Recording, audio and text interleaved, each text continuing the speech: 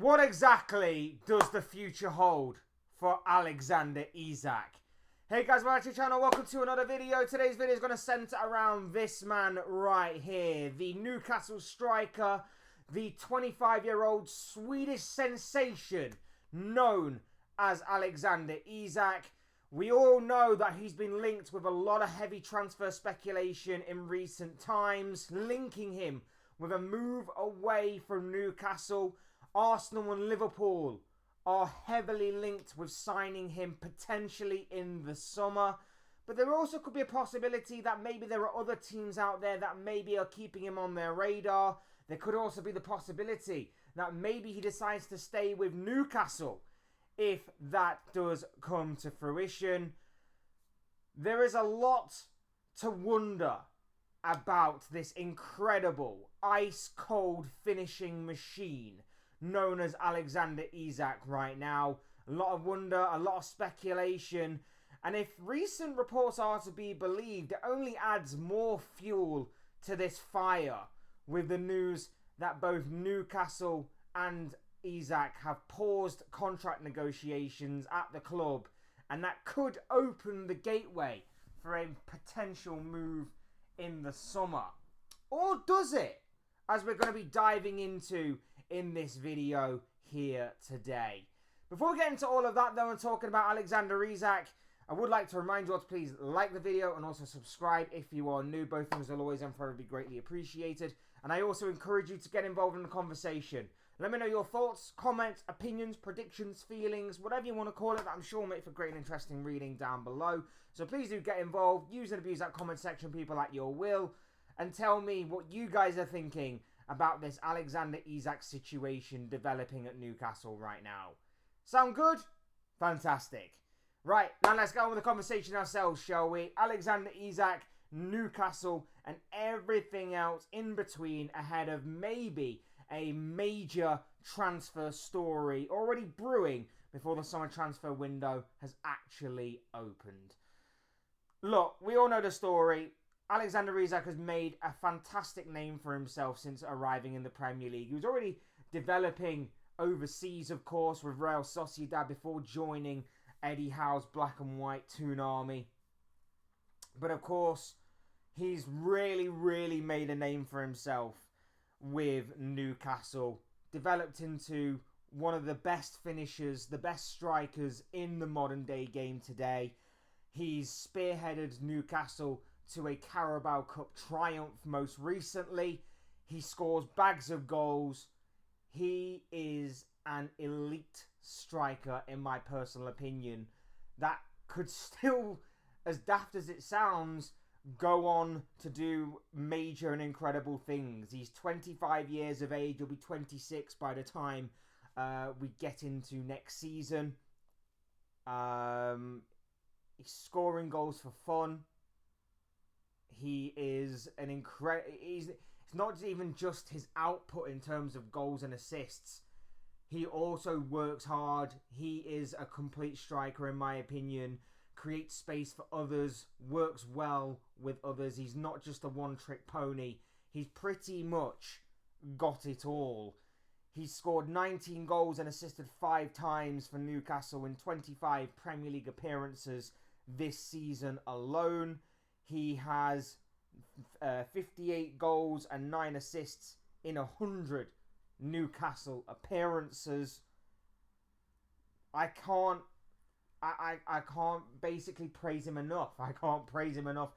I'm running out of superlatives for him. Every single week, it seems, we are finding new ways of praising this guy as being one of the best strikers in the modern day game today.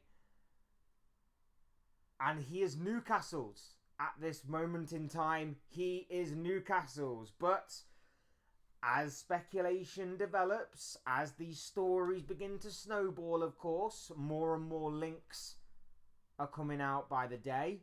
We know that Liverpool and Arsenal are heavily interested in taking on the Swedish striker this summer.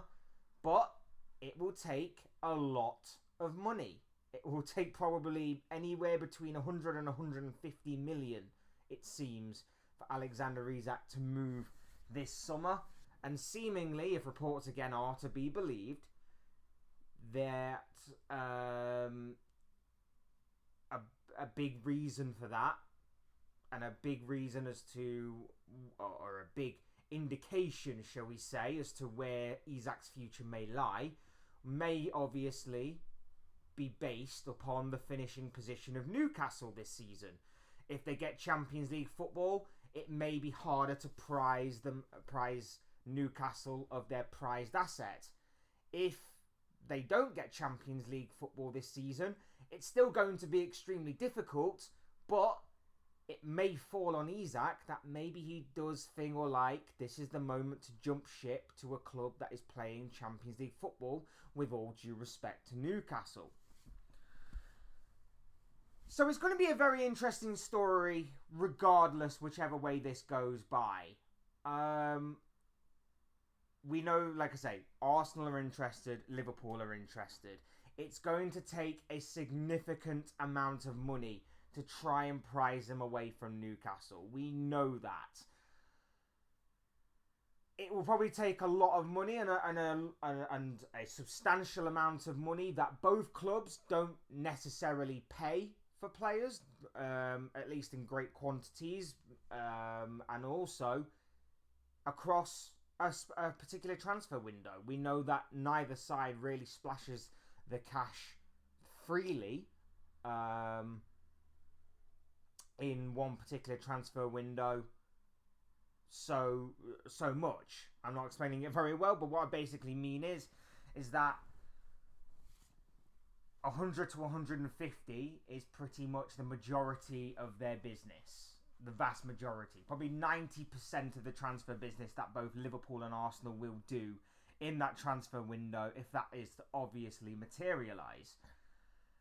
You can maybe justify it more on Arsenal because they will have probably a more well-built squad. Liverpool, there is talk that there is going to be a lot of changes this summer. There is talk that there's going to be a fair few outgoings. There's going to be a fair few incomings. And that's just on the players that we kind of suspect are out of favour with Arne Slot. Some of the ones that are not exactly in the manager's good books, shall we say. Maybe the likes of Darwin Núñez and Luis Diaz, for example, could be on their way out this summer.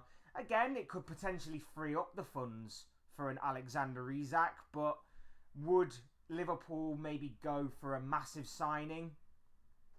Or would they rather plug up some of the holes that are going to be in the squad, especially with, Trent leaving as well, it seems, and maybe the contract situations being so up in the air of Virgil van Dijk and Mo Salah that we still don't necessarily know what's going to happen with them. Ibrahima Konate's contract runs out at the end of next summer. There are other players as well whose futures are in doubt because of how well the manager favours them. So there could be a fair few holes in that Liverpool squad that need to be plugged. Would they rather spend that money more wisely and across several different areas, or would they rather go for a killer up front that is going to bag them and guarantee to bag them roughly 20 Premier League goals a season, about 30 or 40 goals in a calendar across all competitions? It doesn't really seem like the Liverpool model to do that.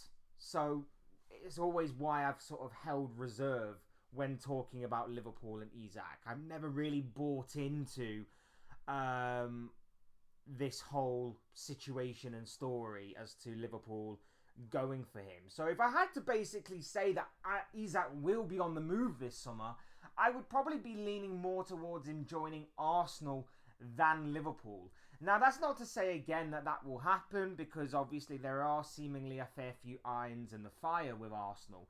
There are other strikers. A lot of Arsenal fans are seemingly convinced that Benjamin Sesko, that story will not go away, and they are convinced that Mikel Arteta has a real soft spot for him, and that could obviously be a case going forward. So it's going to be interesting to see what happens with either team this summer in terms of their transfer business.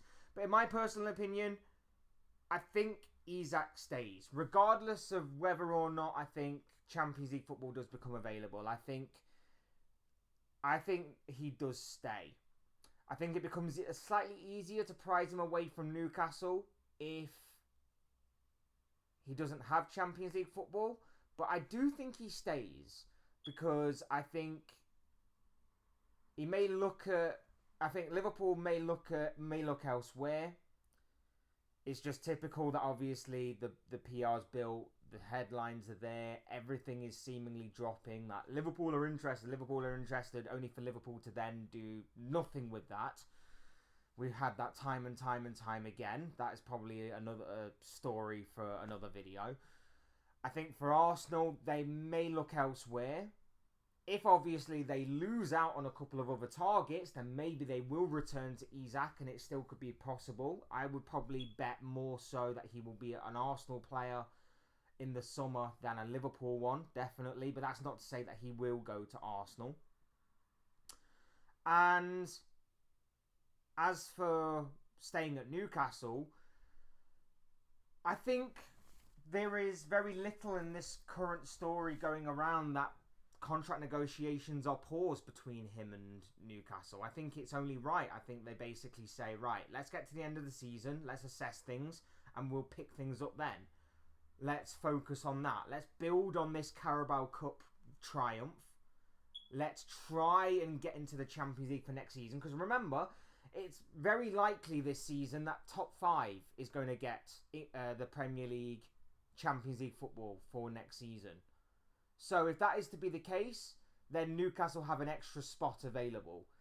And that could very well work in their favour. They're in a good position. A few wins here could further cement themselves in that kind of realm. So it does seem like Newcastle are in a very good position. And if they take that momentum that they had from the Carabao Cup, then maybe, just maybe, they genuinely could go on to achieve Champions League football again for next season. So that could be a good thing. And for Isak as well, look, it's all about asking the right questions right now. You're in a very, very delicate situation. You are 25 years of age. You're about to enter your prime. You have killed it these past few years with Newcastle and wherever else you've been in developing your craft. You are right now on the verge of playing at the highest level on a consistent basis. You are scoring goals for fun. You're one of the top strikers in the toughest league in the world, in my opinion. You are absolutely killing it. Ask the right questions. Ask the right questions of your potential suitors elsewhere. Ask the right questions of your current club. Because, Newcastle fans, if he rejects them for you, you know that you're going in the right direction. Or at least Isak believes you're going in the right direction. So you trust in Isak that you're going in the right direction, that your club is going in the right direction. Maybe if he leaves, obviously depending on how he goes about it, the way it transpires, obviously judge upon that happening, of course. But maybe there could be some issues developing there under the surface. Ask the right questions. Read between the lines. Judge from the actions of what will transpire from this potential transfer story. But like I say, I don't personally put any stock into the Liverpool Isak thing. I'd be very surprised if we did go and get Isak. Don't get me wrong, would absolutely love and adore it as a Liverpool fan, but at the same time, I don't necessarily think that is Liverpool's model, going for a big player rather than cover the kind of holes and the gaps that we're going to have in our squad in the summer, if obviously multiple players were to leave, and obviously players that are on contracts that are going to be expiring are going to be gone as well. So it's going to be interesting to see how that one develops for Liverpool, not just on the Isak front, but on other fronts as well in terms of the transfer market. And as for Arsenal, look, it's more justifiable for them to go and splash 100 to 150 million on one player because they're going to be more in a prime position to challenge next season for Champions League, for Premier League, for other domestic cup success as well. But again, it's whether or not they have their hearts set on Isak. If they have their hearts set on it, 100 and 150 million, whatever it's going to be between that kind of region, will obviously be, well, not will obviously be, but is seemingly said to be the kind of price range that Newcastle would consider. Will Arsenal put their eggs in that basket? I'm not 100% sure, but they definitely do need to bolster and rejuvenate their attacking lineup, so that does make sense. And as for Newcastle, if they're heading in the right direction, if they get Champions League football this season, if they can build off the momentum of that Carabao Cup triumph, then it is a strong possibility that Isak will remain at St. James's Park. If I had to call it, I'm saying he's going to stay. I'm saying he's going to stay at least one more season at St. James's Park. And then at 26, depending on where Newcastle are then he will make maybe the judgment to maybe jump ship or not. Until then, I reckon you've at least got him for another year. And you've got to make the most of it. You've got to show him that you're developing. You've got to show him that you've got ambition. You've got to show him that you've got the capabilities and the possibilities of competing at the highest level, at the elite level of club football, at the elite level of domestic football, at the elite level of European football. Newcastle have got to take that giant leap for Isak. And it's not going to be just Isak either, because this is probably just the beginning. Then you've got to look at your Anthony Gordons, your Bruno Guimaraes, your Sandro Tonali's. Those kind of players are going to follow suit if, obviously, you don't head in the right direction. You don't build properly. It's just a warning sign, but it also could be a gateway towards major success in the future and high possibility and potential of success, silverware, and elite memories that will last a lifetime to a lot of Newcastle fans. But look, those are just the thoughts, comments, opinions, predictions, feelings, whatever to call it, of this guy. I want to know what you guys think. Let me know what you guys are thinking about and feeling about this Aleksander Isak situation. That noise is really doing my head in. I do apologise. But yeah, I would love to know what you guys have to say on this situation. It is obviously going to be a very interesting one to see develop and snowball in the summer when the summer transfer window does open. But otherwise, hit the like button on the way out if you enjoyed the video. Subscribe if you are new and want to see more content like this. Both things will always and forever be greatly appreciated. And as always, thank you all so much for watching and listening. Thank you all so much for your continued or brand new support to the channel. Whichever one it is, it means the great deal of the world to me. So thank you all so much for that. It will never be taken for granted. Will always be appreciated. You guys are absolutely awesome. So thank you so much for that. I've been Fletch. This has been another Fletch Talks video. I'm going to sort that alarm out because it's doing me head in. And I will see and speak to you all again soon in another video or live stream or whatever it may be. Cheers guys. Thanks everyone for watching. Take care. Enjoy the rest of your day. Speak to you all again very, very soon.